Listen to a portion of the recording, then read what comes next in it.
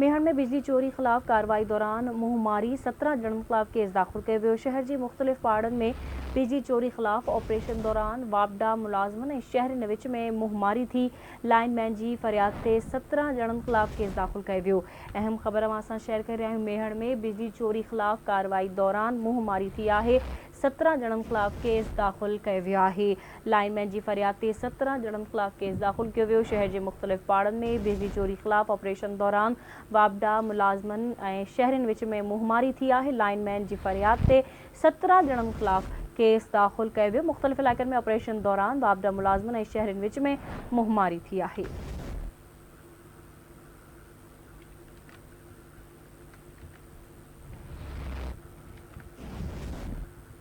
बिजली चोरी खिलाफ कार्रवाई मुहमारी में 17 ॼणनि खिलाफ केस दाख़िल कयो वियो आहे।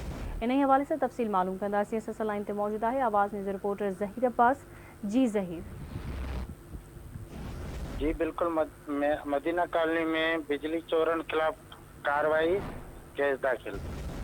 वापडा बिजली चोरी कंदड़नि ऐं कुंडा कनेक्शन खिलाफ ऑपरेशन दौरान तारूं लाइण तां वापडा मुलाज़िमनि सां मुहमारी ऐं झेड़े जो 17 ॼणनि खिलाफ केस दाखिल।